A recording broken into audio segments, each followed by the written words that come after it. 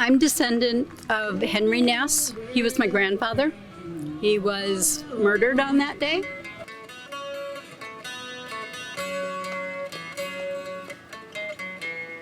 Imagine 90 years ago in this city. Think of the tension.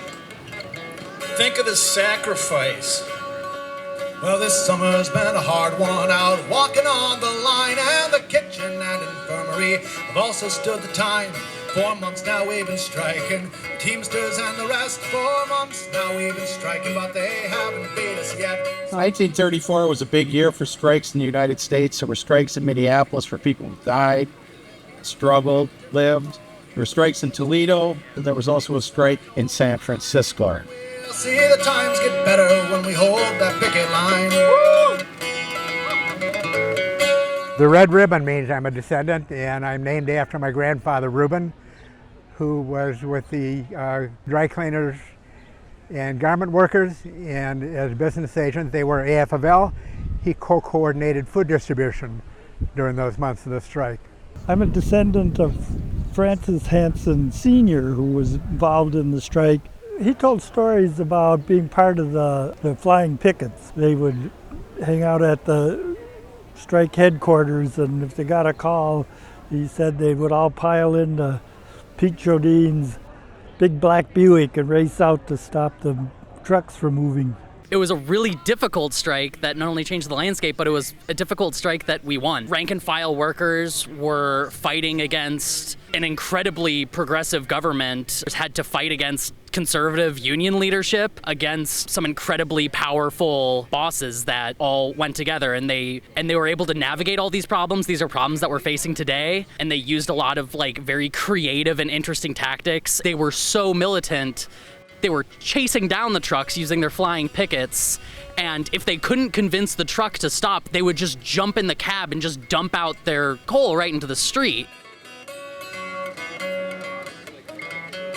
Also, my mother was involved in the strike. She was in the commissary and worked on whatever they needed done.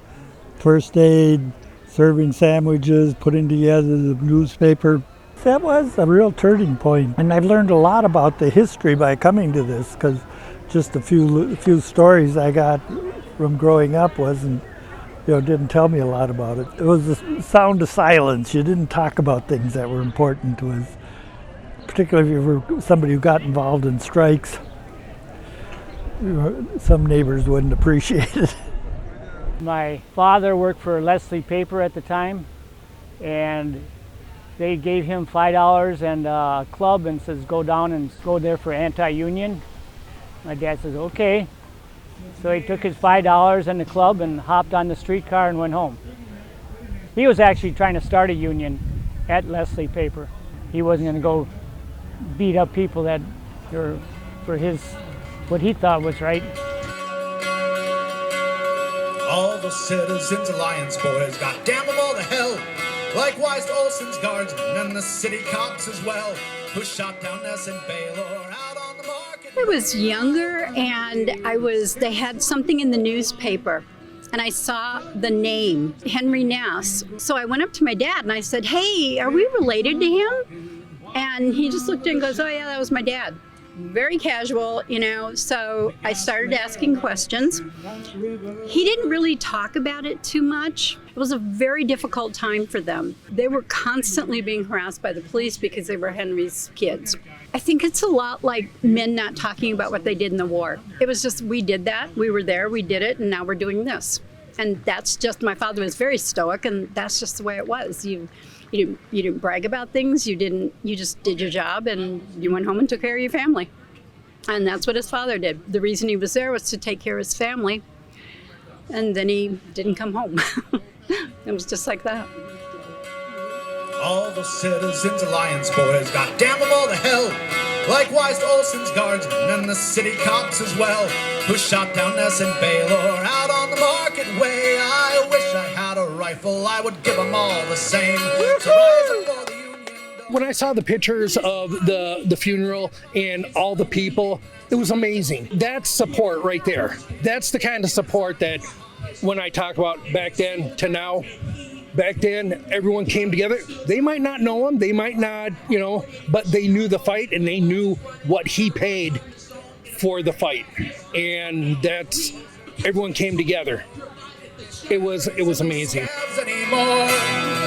We'll win ourselves a union town this year at 34. So rise up for the union, don't give away. The strike ended favorably for the workers through FDR. They got this Labor Relations Act. And that really transformed labor, because then they didn't have to deal with business owners using the power of the state. They'd go deputize some, my uncle would call them thugs, that would go beat up the workers and shot and injured them. Where we are today was because of what they accomplished back then. The union makes us strong. Solidarity forever. When they started having these picnics, my father started taking us to them. I was able to talk to some of the original strikers that actually knew my grandfather, which was pretty cool. What I want is a level of awareness that's not just this from 34 to 24, but growing this way across the space that we inhabit, so that people know that we're here in 24 because of what happened in 84 or 74 or 54 or 34. And 34 is where it began. Coal yard workers, railroad, truckers. What I want is for other people to absorb that information and form their own tie to current day life and work and things like vacation, 8-hour days, the right to bargaining collectively ties back to 34.